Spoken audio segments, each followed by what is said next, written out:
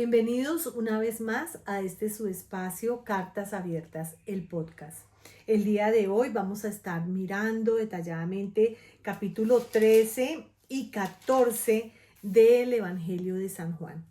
En el capítulo 13 vemos cómo Jesús lava los pies a sus discípulos. Y esta es una manifestación clara del servicio de Jesús para nosotros. Él vino a servirnos de una forma maravillosa y nos sirvió a toda la humanidad. La mayor expresión de servicio estuvo dada en ese sacrificio en la cruz del Calvario, bajo todo un manto de humildad como fue Él. Vino en ese sacrificio a limpiarnos de pecado y fue ese servicio a la humanidad. Pero este lavamiento de los pies también nos deja un ejemplo de cómo nosotros como seres humanos nos debemos servir entre nosotros. Básicamente ese fue como el significado de lo que él quería enseñar, servirnos los unos a los otros.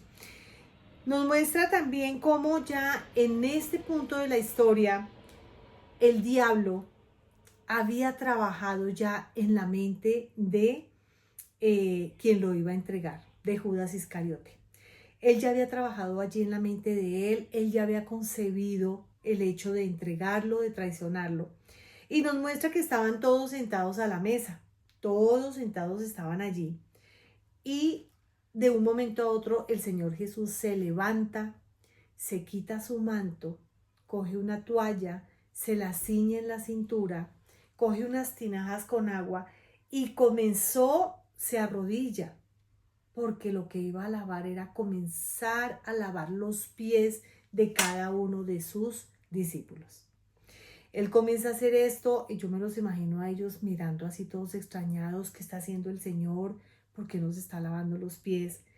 Pero cuando llega a Simón Pedro, que como les he dicho, a mí me encanta Pedro por su forma de ser y porque muestra fácilmente como la personalidad y el carácter de muchas personas que podríamos decir son explosivas, son iracundas y que por ese motivo no se pudiese esperar mucho de ellos, pero realmente nos muestra cómo el Señor utiliza a todo ser humano tal y como somos, con nuestro carácter, con nuestra personalidad. Cuando llega allí a donde Pedro se levanta y le dice, ¿tú, Señor, me vas a lavar a mí los pies? Entonces el Señor le dice, sí, yo te los voy a lavar. Vas a entenderlo más adelante, pero yo te voy a lavar los pies ahora. Y Pedro sigue allí en su carácter diciéndole, no, Señor, tú a mí no me vas a lavar los pies. Y el Señor le dice, yo creo que le dice así como, bueno, está bien, yo no te lavo los pies, tú no te dejas bañar los pies, lavar los pies, pero entonces tú no vas a tener parte conmigo. Si no te dejas lavar los pies, no tienes parte conmigo, dice el Señor. Entonces, Pedro inmediatamente en ese carácter exaltado, él dice, no, yo cómo voy a dejar de tener parte contigo, Señor, entonces no me laves solamente los pies, lávame la cabeza, lávame las manos. Allí vemos las exageraciones de este Pedro. El Señor le dijo, no es necesario, con que tú te dejes lavar los pies es suficiente, porque tú ya has sido limpio. Es como, tú ya te bañaste esta mañana, solo tienes sucios los pies. Aquí es importante tener en cuenta, digamos, ¿por qué los pies? Porque en ese tiempo sabemos que ellos andaban mayormente, su calzado eran sandalias, y los caminos que ellos andaban, las calles que ellos pisaban, pues eran calles polvorientas. Entonces, allí también nos muestra cómo se podían bañar, pero sus pies se iban a ensuciar. ¿Qué significa bañarse?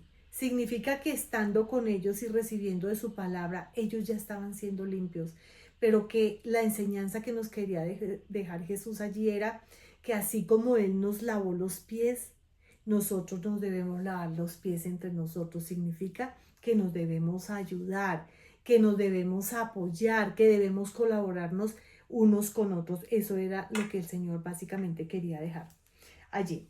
Bueno, entonces dice aquí más adelante ¿Entienden lo que yo he hecho con ustedes?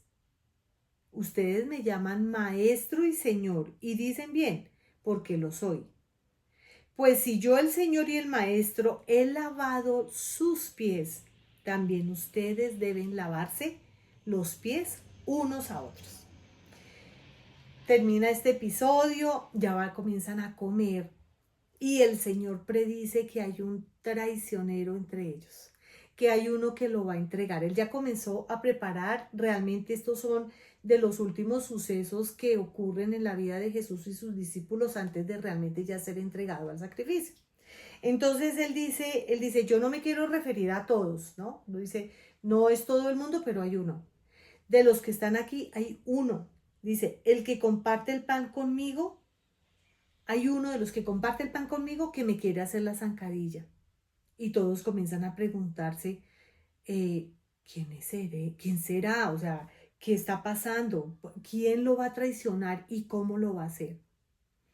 Dice que cuando él dijo estas palabras, Jesús nuevamente volvió a sentir angustia. Nuevamente identificado como el Hijo del Hombre, nuevamente identificado en nuestras angustias, en nuestras situaciones como humanos. Aquí vemos cómo Él realmente se identifica. Dice nuevamente y dentro de esa angustia, ciertamente les aseguro que uno de ustedes me va a traicionar. Entonces comienza el murmullo, yo me imagino ese murmullo en la mesa diciendo, ¿quién? ¿Quién de nosotros? ¿Quién? Entonces dice aquí que Pedro le hizo señales a Juan, porque sabemos que Juan, el que escribió esta carta, era el más allegado al corazón de Jesús, era el que más cercano estaba a él. Entonces Pedro le hace señas a Juan y le dice, pregúntale quién es. A mí me parece esto rico en esta literatura, cómo muestra esos detalles, ¿cierto? Humanos, todos detalles humanos.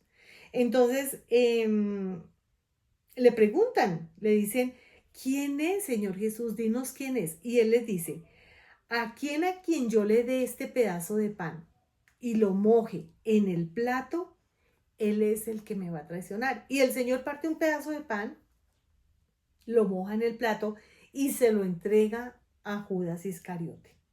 Y le dice una palabra, una frase mejor, le dice, lo que vas a hacer, hazlo pronto.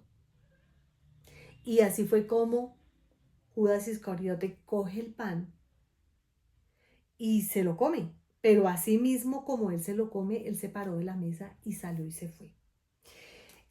Esto ocurrió para que todos los que estaban sentados en la mesa se dieran cuenta quién sería el que lo iba a traicionar. Pero aún así los discípulos no entendían realmente qué era lo que estaba pasando. ¿Y saben qué pensaron ellos? Ellos pensaron que le había entregado el pan a Judas Iscariote y que Judas Iscariote, como salió rápido de la mesa, ellos pensaron que de pronto Jesús le había dicho, ve y compras algo para la fiesta, ¿sí? O ve y sacas algo de los recursos que están recogidos para que los repartas entre los pobres. Eso fue lo que ellos pensaron. Pero no pensaron que, como el Señor les dijo, lo que vas a hacer, hazlo pronto, era que Él iba realmente ya a hablar con quienes con quienes lo traicionó y lo iban a atrapar. Entonces, aquí vemos cómo ellos seguían sin entender muchas de las palabras o de las frases y de las cosas que Jesús hacía. Entonces, él sigue allí hablando con los discípulos, Judas ya se había ido, y entonces el Señor comienza a decirle, bueno, mis queridos amigos, hermanos, no sé cómo se referiría, mis queridos discípulos, les quiero decir que me queda muy poco tiempo para estar entre ustedes. Entonces, él comienza a decirles, bueno, yo voy a estar muy poco tiempo, pero les voy a dejar un nuevo mandamiento, y dice que ese nuevo mandamiento que les doy es que se amen los unos a los otros. Cuán importante es podernos amar. Y si miramos el tiempo actual que vivimos en todo el mundo, lo que menos hay es amor entre las personas. Ese amor está dormido, se ha apagado, por eso hay tantas iras, contiendas, guerras, peleas, porque ya no hay amor. Aún en las mismas familias el amor se ha dormido. Entonces Él dice, es un mandamiento que se amen los unos a los otros. Y en este mandamiento nos podríamos quedar un poquito de tiempo en el sentido de decir que cuando hay amor, dice que el amor cubre multitud de faltas. Cuando hay amor es porque Jesús está en medio. Cuando no hay amor es mayormente personas que no tienen a Jesús en el corazón, porque definitivamente el amor es fruto del Espíritu Santo. A veces preguntas llegan a nosotros y nos dicen, nos pueden llegar a los que confiamos y creemos en Jesús. Es como que nos pregunten, ¿qué es pecado? Pues pecado es no tener a Jesús en el corazón, porque al no tener a Jesús en el corazón no podemos colocar de manifiesto y obra el hecho de que nos podamos amar los unos a los otros. Bueno, aquí viene otra vez Pedro, después de que el Señor da ese mandamiento y le dice, Señor, ¿y a dónde vas a ir? ¿A dónde vas? Y el Señor le dice, bueno, a donde yo voy en este momento nadie me puede seguir, nadie me puede acompañar, nadie puede ir conmigo en este momento. Y Pedro sigue insistiendo, pero Señor, ¿a dónde vas? ¿Por qué no puedo seguirte ahora? Pregunta Pedro. Y le dice el mismo Pedro, ¿cómo es que yo no puedo seguirte ahora si yo por ti daría la vida? Son palabras de un Pedro muy lejos de poder realmente tomar conciencia que el que daría la vida por nosotros sería Jesús. Nosotros no hubiéramos podido dar la vida por Cristo. No hubiera sido posible, porque era Cristo el que a través de su sacrificio de ir a la cruz y morir por nosotros, pero también resucitar en victoria, solamente Jesús lo podía hacer. Dice el Señor Jesús, ¿tú darías la vida por mí? Yo me imagino los ojos amorosos de Jesús, de ternura y compasión, diciendo, ay, este Pedro no sabe dónde está parado. Y le pregunta, ¿tú darías la vida por mí, Pedro? Y le dice, de veras yo te aseguro que antes de que cante el gallo me negarás 3 veces. Tremendo. Entonces, dichas estas palabras, los discípulos se comienzan a angustiar, o sea, comienzan como a percibir aquí hay algo raro, el Señor está diciendo unas palabras que no entendemos, está diciendo que hasta aquí como que los vamos a acompañar, queremos estar con Él, pero nos dice que allá no podemos ir, y comienzan como a experimentar, ¿será que nos va a abandonar? ¿Será que nos va a dejar solos? Entonces el Señor dice, no se angustien. Estas son palabras de consuelo para sus discípulos, pero las tomamos para nosotros mismos. Palabras de consuelo, no se angustien, confíen en Dios, pero también confíen en mí. Y aquí comienza a hablar algo maravilloso, de lo cual forma parte de la esperanza que tenemos en Jesús, y es que Él dice, en el hogar de mi Padre hay muchas viviendas. Si no fuera así, ya se lo habría dicho a ustedes. Voy a prepararles un lugar. Miren estas palabras tan maravillosas. Eso forma parte de nuestra fe y de la esperanza que tenemos en Cristo. Dice, voy a prepararles un lugar. Y si me voy, se lo preparo y vengo a llevármelos conmigo. Ustedes estarán donde yo esté. Ustedes ya conocen el camino para dónde ir, por dónde ir, y ese camino los lleva al Padre. Estos son palabras de esperanza, estos son promesas dichas de la boca de Jesús, de las cuales nuestra fe se fundamenta, nuestra fe crece, nuestra esperanza está puesta. Entonces entra Tomás, que Tomás es descrito como el incrédulo, ¿no? Y entonces dice Tomás, Señor, pero no sabemos a dónde vas. Así que, ¿cómo podemos conocer el camino? Y el Señor le dice, yo soy el camino, la verdad y la vida. Esta es una de las grandes verdades de frases pronunciadas por la boca de Jesús, en donde nos está diciendo, hay un camino. No es cualquier camino. No es el camino que tú o yo queramos coger.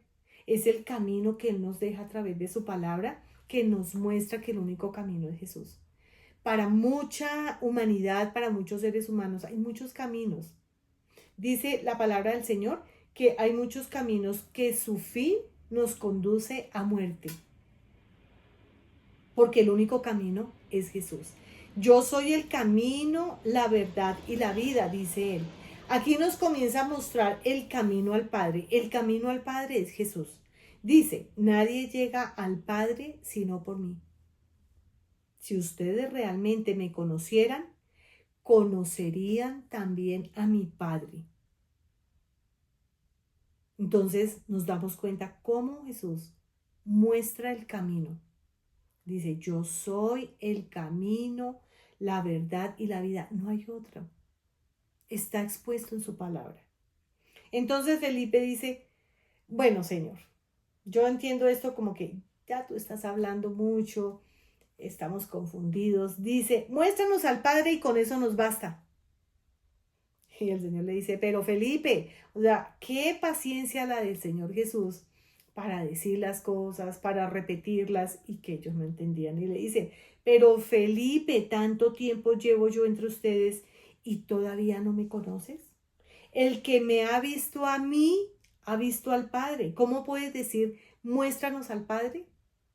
Entonces aquí entendemos algo bien importante, que ahorita lo vamos a tomar, que es el Espíritu Santo. Digamos que en ese tiempo el Espíritu Santo venía sobre algunas personas, pero no estaba en todas. La única manera de que el Espíritu Santo pudiera venir a morar en nuestro corazón era porque el Señor Jesús ya había terminado su obra. ¿Sí? En ese momento el Espíritu Santo entra a morar en nosotros. Pero sin embargo, dentro de estas palabras de consuelo, el Señor nos promete, así como se lo prometió a sus discípulos y obviamente que queda para la humanidad, nos promete la venida del Espíritu Santo. Una vez el Espíritu Santo está morando en nosotros, entender su palabra va a ser mucho más fácil. Por eso era que ellos, Dios mío, Jesús les repetía, les decía, pero les costaba entender. Y más adelante en el versículo 13 el Señor Jesús les dice, cualquier cosa que ustedes me pidan en mi nombre, yo la haré. Así será glorificado el Padre en el Hijo. Lo que pidan en mi nombre, yo lo haré. El pedir en el nombre de Jesús significa que esa petición tiene un sello, que es el nombre de Jesús. Por eso dice, pídanlo en mi nombre. No hay ningún otro nombre, dice la palabra del Señor, que no hay ningún otro nombre dado a los hombres en que pudiéramos ser salvos. El nombre de Jesús es un nombre poderoso. El nombre de Jesús es el sello. Es importante tenerlo en cuenta. Cuando nosotros oremos, no dejemos nuestras oraciones sueltas, ¿sí? Sino coloquémosle ese sello real que es el nombre de Jesús. Entonces, viene Jesús y promete el Espíritu Santo y dice, si ustedes me aman, obedecerán mis mandamientos. Y yo le pediré al Padre y Él les dará otro consolador para que los acompañe siempre. La gran angustia de estos discípulos era quedarse solos, como huérfanos. Pero Él consuela, Jesús los consuela, pero les está diciendo no se preocupen, no se angustien, crean en mí, crean en el Padre, porque el Padre, al yo pedírselo, envía otro consolador. Y ese consolador es el que viene a morar dentro de nosotros. Y dice que es el Espíritu de verdad.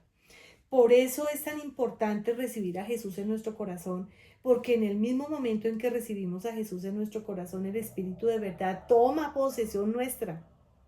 Y por eso es más fácil entender todo lo que la palabra nos enseña, porque hay revelación de su palabra en nosotros. Dice, el Espíritu de verdad a quien el mundo no puede aceptar porque no le ve ni le conoce. Todas aquellas personas, judíos, que rechazaron a Jesús, no, si se arrepintieron después sí, pero en ese momento tampoco podían ver la verdad porque no estaba en ellos, ¿sí? Dice, no los voy a dejar huérfanos, volveré a ustedes. Yo vivo y ustedes también vivirán. Entonces, yo pienso en esta parte de la Biblia en donde estos apóstoles, estos discípulos, comienzan a ver situaciones ya, lo vamos a ver más adelante, en donde arrestan a Jesús, en donde lo llevan a una cruz, en donde muere, es sepultado y traen a colación las palabras y podrían haber dicho, pero el Señor nos dijo, si yo vivo, ustedes viven. Y Él murió. Pudo haber mucha tristeza, pudo haber mucha angustia, pero el Señor les está diciendo, viene a ustedes el Consolador. Más adelante lo vamos a ver y vamos a darnos cuenta de cómo el Espíritu Santo hace una obra poderosa en nosotros y nos muestra la verdad. Dice, pero el Consolador, el Espíritu Santo, a quien el Padre enviará en mi nombre, les enseñará todas las cosas y les haré recordar todo lo que les he dicho. La paz les dejo, mi paz les doy, no se la doy a ustedes como el mundo la da. No se angustien ni sea cobarde. Seguimos.